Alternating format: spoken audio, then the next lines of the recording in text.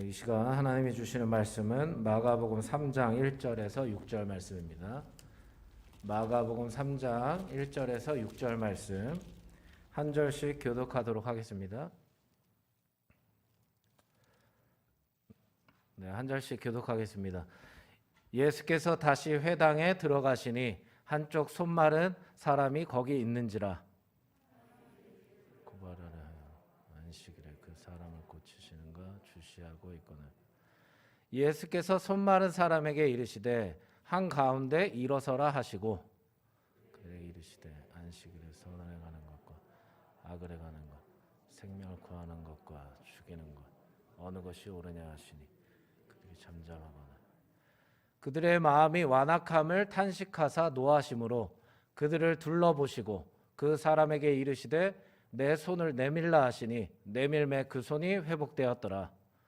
바리새인들이 나가서 곧 헤롯 당과 함께 어떻게 하며 예수를 죽일까 의논하니라. 아멘. 자, 우리 양옆에 있는 분들과 한 번만 인사 나누겠습니다. 만나서 반갑습니다. 네. 보고 싶었습니다.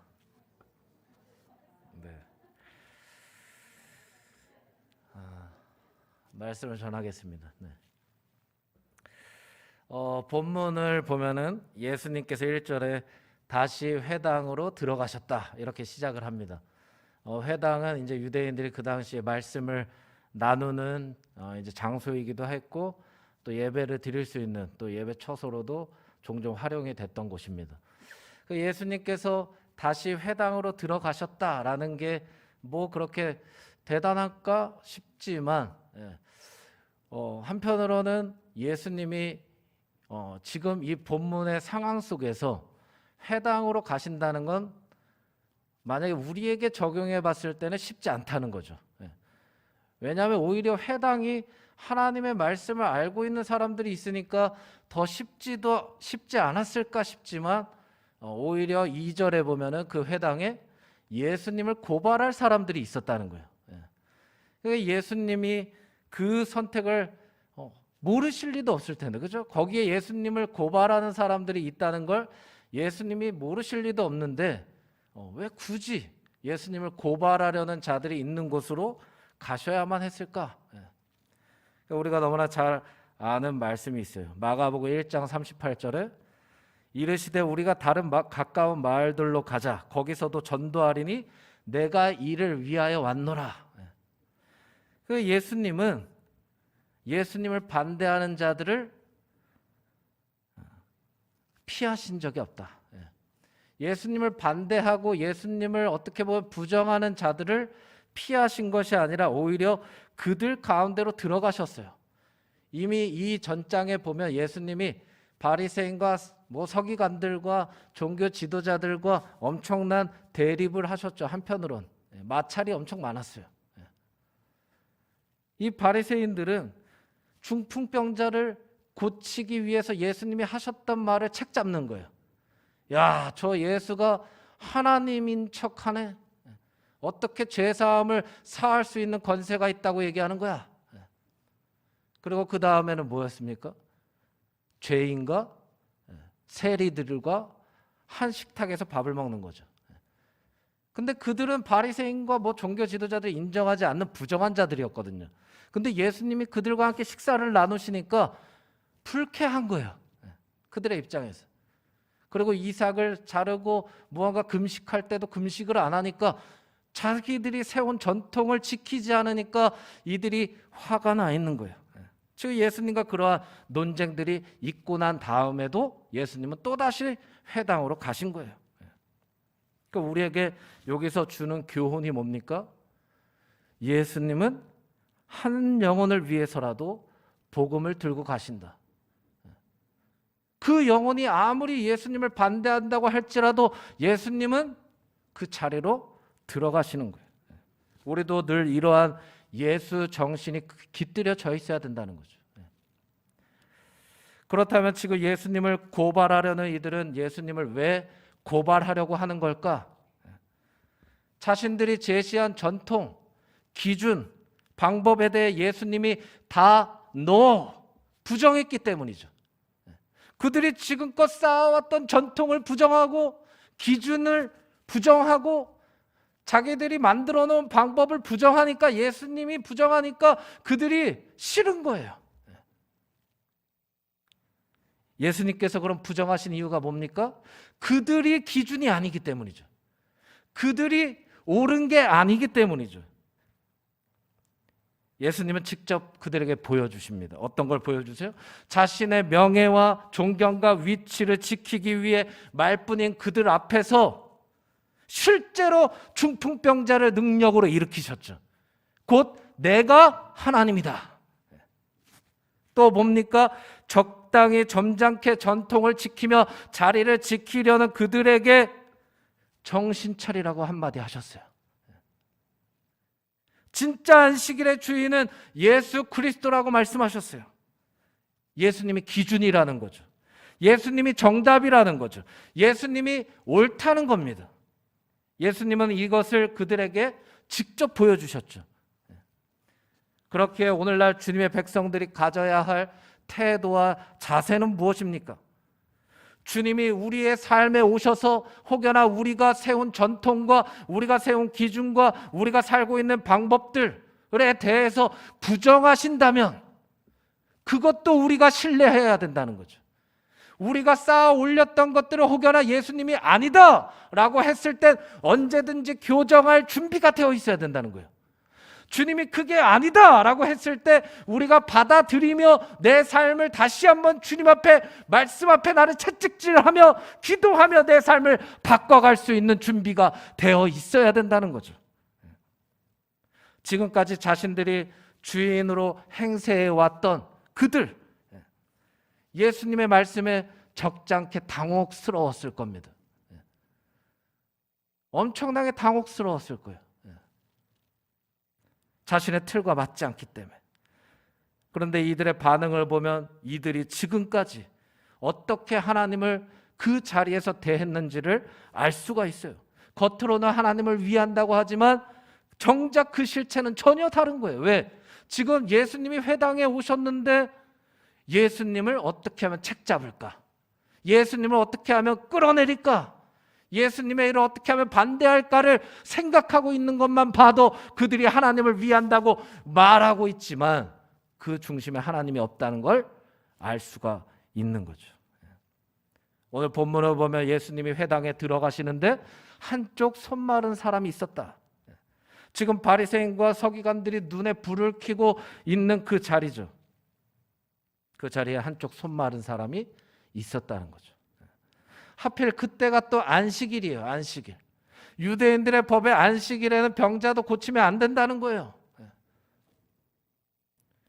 만약 예수님이 그때 이 병자를 만약에 고쳐야 된다면 그들에게 고소할 거리를 주는 것과 마찬가지죠. 그런데 중요한 것은 좀 전에 얘기했지만 이들이 하나님을 섬기는 종교 리더들이었다는 거예요. 굉장히 중요한 위치에 있는 오늘날로 직분자들이죠. 직분자들이 지금 예수님을 고발하기 위해 따라다니고 있는 거예요. 이것부터 자신의 소명과 사명을 망각했다는 것을 정확히 보여줍니다.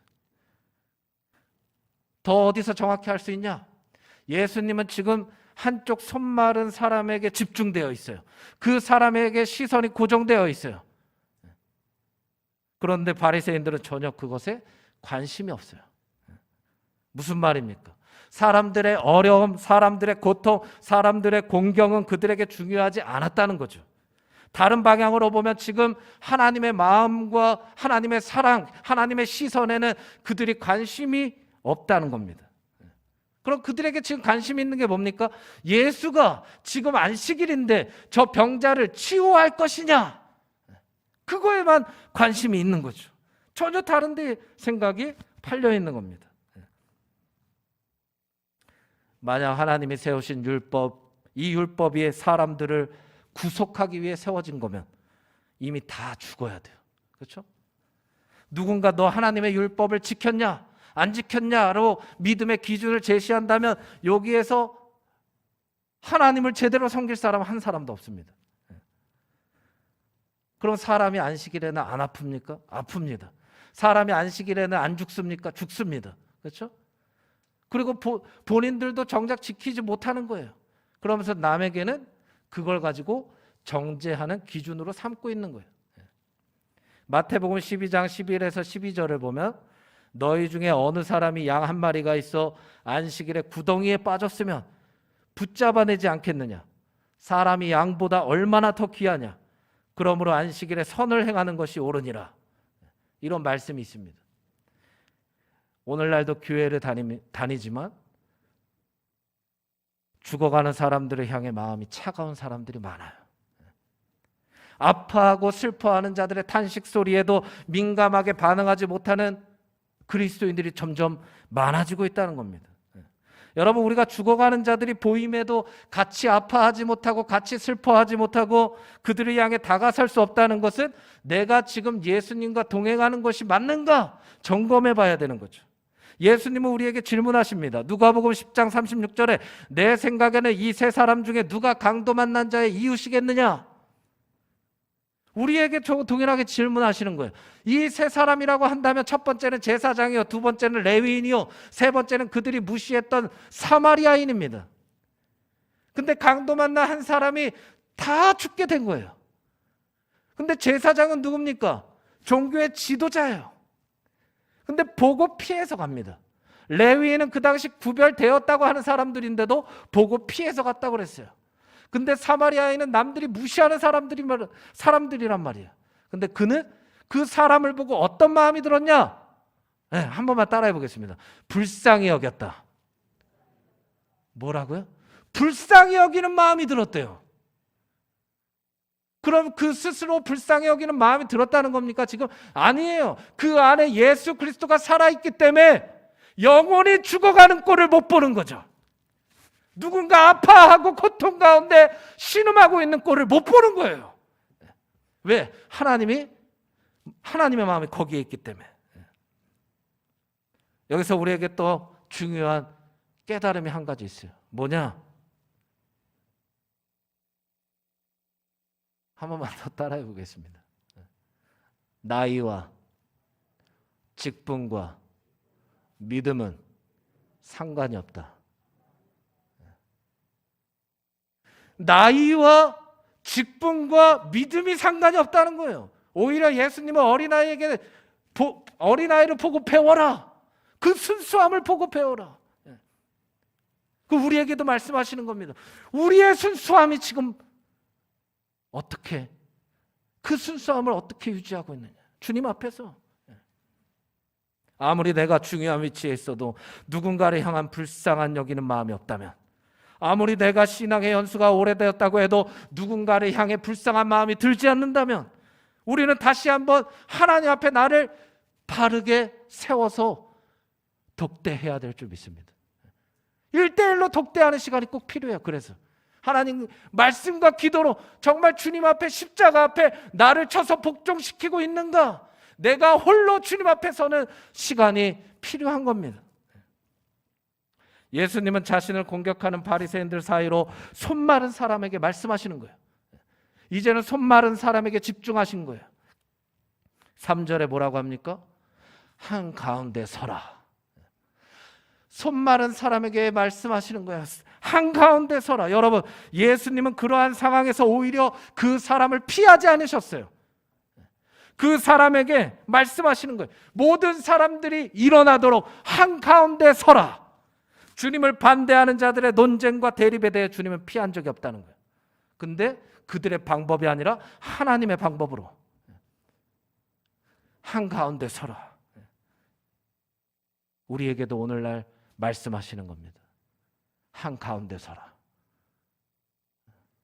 세상의 중심에서, 우리가 처한 공동체의 중심에서, 내 삶 가운데서, 내 문제의 중심에서 일어서라 명령하시는 겁니다. 우리로서는 해결될 수 없는 문제들을 가지고, 그 연약함을 가지고 일어서라는 거죠. 한편으로는 굉장히 창피하죠. 내가 사람들에게 드러내고 싶지 않은 치부인데, 나만 알고 싶은 건데 하나님의 그 치부와 문제들을 사람들 앞에서 드러내라고 하는 겁니다. 그 문제들을 감추지 말라는 거예요. 그 연약함을 오히려 드러내라는 거예요. 이때가 가장 중요합니다. 왜 그렇습니까? 일어서야 회복이 됩니다. 일어서야 부흥이 옵니다. 일어서야 다시 주님 앞에 설 수 있고, 일어서야 우리의 삶의 변화가 생깁니다. 일어서야 생명을 얻을 수 있고, 일어서야 기적을 체험할 수 있기 때문에 주님은 그걸 아시는 거예요. 일어서기까지 너의 의지가 필요하다. 일어서기까지 네 믿음으로 서야 돼. 일어서기까지 네가 결단해야 된다. 그 뒤는 내가 책임지 마. 그 말씀이세요. 일어서라는 거예요. 지금 누가 일어나라고 하시는 거예요? 살아계신 하나님이 일어나라고 하시는 거예요. 하나님의 말씀이 우리를 살리기 위해 우리에게 요구하시는 거죠. 한 가지 요구하시는 거예요. 한 가지. 일어서라. 이 말씀은 내가 문제 가운데서도 그 중심에 일어날 수 있다는 것은 지금 내가 가지고 있는 문제보다 하나님이 더 크다는 거예요. 내가 일어설 수 있다는 것은 내 믿음이, 내가 지금 내 가정에 처한 문제가 있다, 내 직장에 처한 문제가 있다, 내 개인적으로 처한 문제가 있음에도 그 문제의 중심에 일어선다는 건 내가 가진 문제보다 하나님이 크시다는 걸 내가 인정하는 거예요. 그때 역사가 일어나는 거죠. 4절을 한번 읽어보겠습니다. 4절을 한 번만 띄워주세요. 4절 한번 읽어보겠습니다. 시작.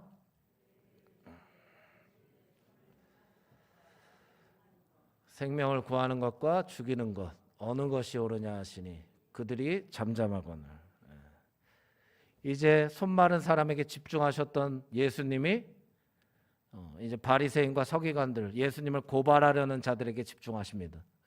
그리고 그들에게 질문하시는 거예요. 무엇이 옳으냐? 너희가 봤을 때 무엇이 옳으냐? 그런데 그들의 반응이 어떻다고 합니까? 잠잠했다. 그렇죠? 대답을 안 했다는 거죠. 결단이 없다는 거예요. 액션이 없다는 거죠. 무언가 일을 결정할 때, 일을 추진하려고 할 때 여러 가지 그 일에 대해서 이렇다 저렇다 말은 많이 했는데 정작 헌신하고 더 희생하는 자리에 없는 거예요. 기도하는 자리에 없는 거예요. 예배의 자리에 없는 거예요. 봉사의 자리에 없는 거예요. 신앙인이 아니라 종교인의 특징입니다. 이렇다 저렇다 말은 많이 하는데 기도의 자리에 없는 거예요. 예배의 자리에 없는 거예요. 헌신과 희생의 자리에 없는 거예요. 제가 교회에서 15년 이상을 살았어요. 저희 부모님이 교회 관리집사님으로 17년을 있으셨고, 그 교회 성도 수는 한 2,000명 정도 됩니다. 근데 교회 한 중심에서 제가 학창 시절부터 청년기까지 보냈어요. 전도사 사역하기 전까지. 그러니까 얼마나 많은 사람들 사이에서 살아왔는지, 약 2,000명이 되는 사람의 시선 속에서 커온 거죠. 그래서 제가 봐왔던 사람들은 다른 사람도 있었고, 인정할 만한 분들도 계셨고. 근데 한 번은 교회에서 물난리가 났어요. 물난리가 났어요. 비가 많이 와가지고. 근데 저분은 누구지? 저분은 누구지? 항상 헌신하는 사람들이 알아줄 법한 자리가 아니에요. 그냥 비가 왔기 때문에 교회에는 물이 차지 않았을까 걱정하고 오신 거예요. 막 물을 퍼내는 거죠. 누가 인정하지 않는 자리죠. 교회에서도 사역이 한번 끝나면 쓰레기 더미가 어마어마하게 나왔어요. 저도 항상 청소를 했기 때문에. 근데 저분 또 오셨네? 따로 부른 게 아니에요. 그냥 오셔서 청소하시는 거예요. 근데 반대가 있어요. 반대. 늘 뭘 결정할 때 막 얘기를 하고 의견을 제시하고 막 큰 소리를 치시는 분들이 있어요. 근데 제가 그 자리에서 헌신하는 자리에서 죄송하지만 본 적이 한 번도 없어요. 무언가 섬겨야 되는 자리에서 제가 그분들을 본 적이 한 번도 없어요. 그러면서 믿음이란 뭘까? 신앙생활이란 뭘까? 직분은 상관없구나. 나이는 상관없구나. 내가 지금 내가 하나님과 동행하고 있는 것인가? 그 질문 앞에 내가 예스, 네, 주님과 동행합니다. 이 고백이 나올 때 그것이 진정한 믿음이구나. 그 삶으로 보여지는 것. 예수님은 무엇이 옳으냐? 근데 그들은 잠잠했어요. 대답을 할 수가 없었습니다. 지금 예수님이 물어보신 무엇이 옳으냐의 진수는 뭐냐? 이 질문을 풀어보면 이거예요. 너희가 옳다고 생각하는 거 말고, 누군가 옳다고 얘기해 주는 것 말고 하나님이 옳다고 얘기하는 게 뭐냐? 근데 그들이 대답을 못한 거예요. 왜? 당연히 못하죠. 왜? 하나님을 모르니까. 하나님의 마음을 모르니까 대답을 할 수가 없는 거예요. 한 번만 따라해 볼까요? 맡은 자들에게 구할 것은 충성이다.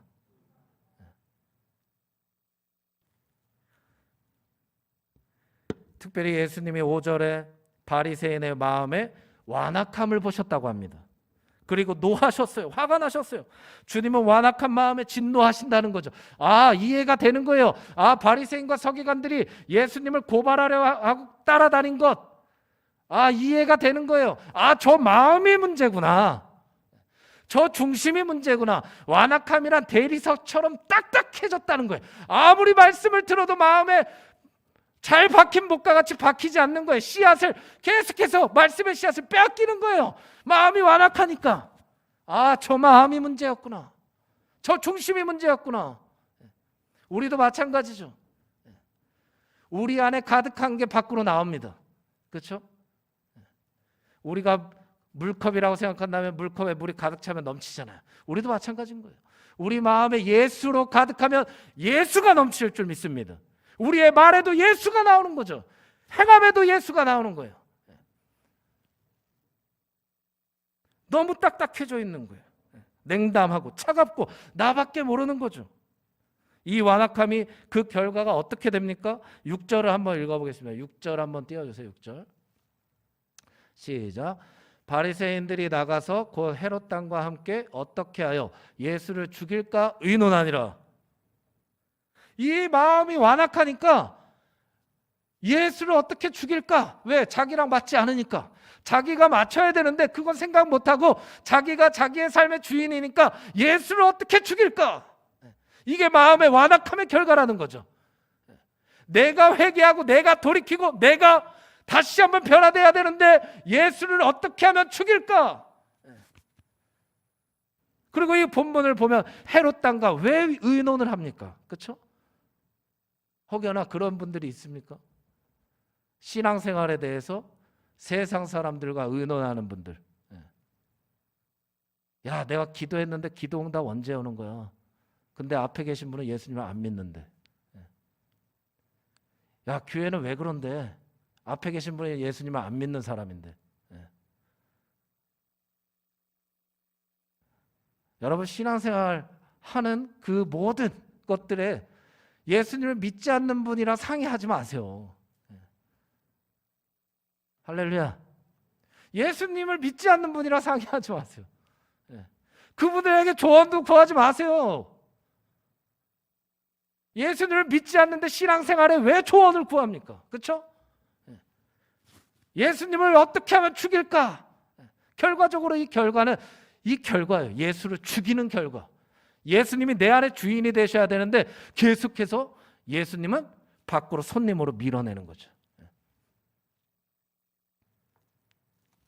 우리 안에 혹여나 완악한 마음이 있다면 예수의 십자가의 보혈의 피로 정결하게 씻겨야 될 줄 믿습니다. 내 안에 그저 5절에 예수님이 노하셨다고 그랬잖아요. 그렇죠? 근데 예수님이 왜 노하시는지에 관심도 없고 예수님이 탄식하셨다고 그랬어요. 근데 예수님이 탄식하시고 계시는데도 그 탄식하는 소리에 귀 기울이지도 않는다면 안 되는 거예요. 여러분, 베드로가 설교했을 때 유대인들이 묻습니다. 제가 어찌해야 할까요? 제가 어찌해야 될까요? 근데 반대로 스데반이 설교했을 때 유대인들이 돌을 들었어요. 베드로가 설교했을 때는 내가 어찌해야 됩니까? 스데반이 설교했을 때는 돌을 들었어요. 설교에 설교 잘하고 못하는 차이입니까? 아니에요. 뭘 얘기하냐? 우리는 늘 말씀 앞에 선택해야 된다는 거죠. 오늘도 말씀을 듣지 않았습니까? 그럼 선택하는 건 우리의 몫이에요. 내가 오늘 이 말씀이 나의 삶을 지탱하는 말씀이 되려면 내가 회개하고 주님께로 다시 한번 나를 낮추고 겸손하게 주님께로 내 삶을 맡기겠느냐? 아니면 나랑 맞지 않으니까 내 기준과 내 방법과 내가 살아온 경험을 왜 무시하느냐 하며 돌을 들 것인지, 그건 우리의 선택입니다. 하지만 마지막으로 예수님은 그들이 세운 규칙, 법, 하나님의 오르심을 대변할 수 없다는 것을 직접 보여주시죠. 또 보여주시는 거예요. 어떻게? 말씀으로. 결과적으로 말씀으로 끝내시는 거예요. 말씀으로. 무슨 다른 종교처럼 어떤 무속신앙처럼 굉장한 퍼포먼스를 하는 게 아니에요. 겉으로 드러나는 것이라는 거 아니에요. 그저 말씀이에요. 말씀. 우리에게 가볍게 치부되면 안 되는 말씀. 우리의 생명이 이 말씀으로 마지막을 장식하셨다는 거예요. 어떻게 하십니까? 내 손을 내밀라.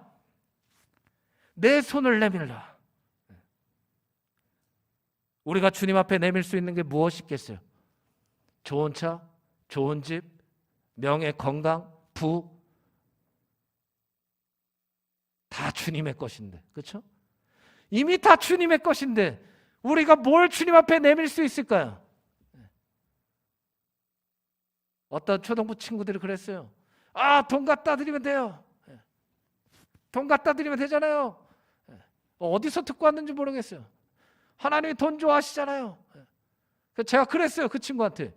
하나님이 돈을 좋아하면은 너를 굳이 창조해서 너한테 돈을 원하겠냐? 안 그렇습니까? 하나님이 우리한테 그런 종이 쪼가리 원하시는 게 아니잖아요. 그렇죠? 그냥 하나님 이거 아니에요. 그런 걸 원하시는 게 아닙니다. 우리가 주님께 내밀 수 있는 건 한 가지예요. 뭐냐?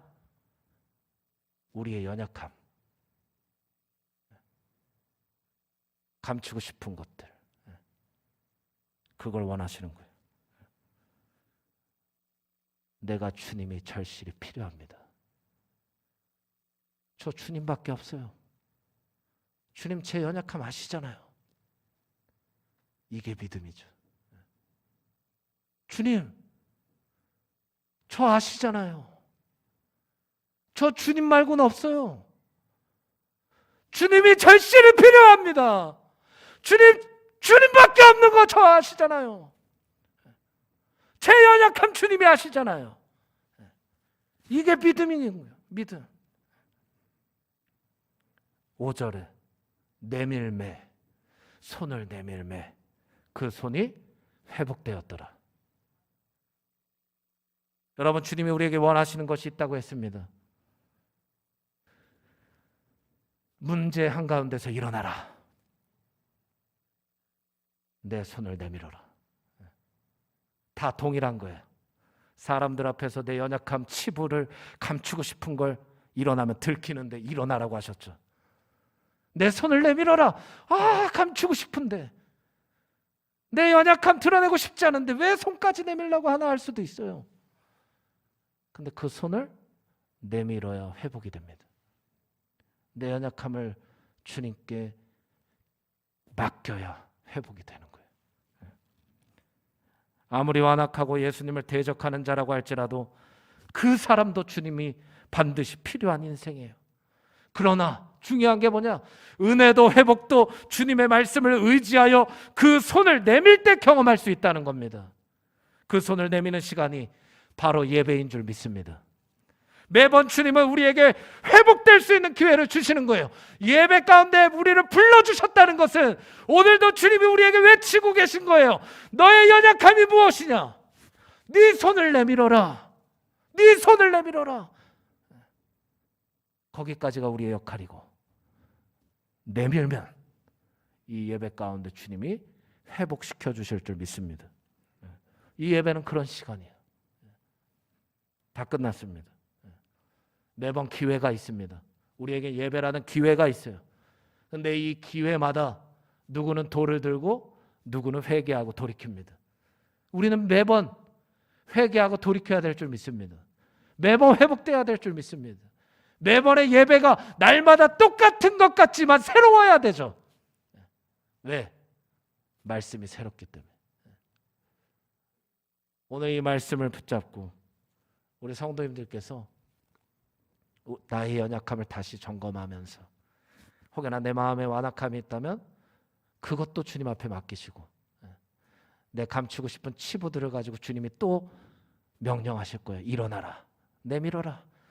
그럼 주저하지 말고, 그래야 그 뒤에 역사가 일어나는 것을 우리가 말씀을 통해 들었으니 이제 우리는 행함으로 옮겨야 될 줄 믿습니다. 기도하겠습니다. 하나님, 주님이 절실히 필요한 시대입니다.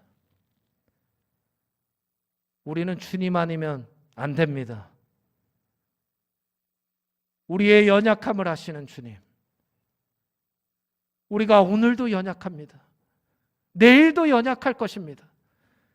하지만 그 연약함에 낙심하지 않고 절망하지 않을 것은 주님께 우리의 연약함을 맡기면 회복될 줄 믿기 때문입니다. 주님이 반드시 주님께로 큰 손을 내미는 자들의 손을 붙잡아 주실 것을 우리가 믿기 때문입니다. 하나님, 우리 사랑하시는 성도님들을 안수하셔서 하나님, 우리에게 감추고 싶은 문제와 치부들이 있다면 마음껏 주님께 드러내고 맡기게 하시고, 마음껏 회복되어서 간증의 주인공들이 되길 원합니다. 하나님, 주님이 일하셨다. 나의 연약함을 주님께 맡기니 주님이 약할 때 강함으로 역사하여 주셨다라는 우리의 믿음의 고백이 드러날 수 있도록 우리의 삶에도 역사하여 주시옵소서. 하나님, 이 예배가 매번 주님이 우리에게 주시는 손을 내밀 수 있는 기회인데 이 예배를 가볍게 여기지 않게 하시고 이 예배 때마다 우리가 회복되는 놀라운 구원의 경험을 겪게 하여 주시옵소서. 감사하며 예수님의 이름으로 기도합니다. 아멘.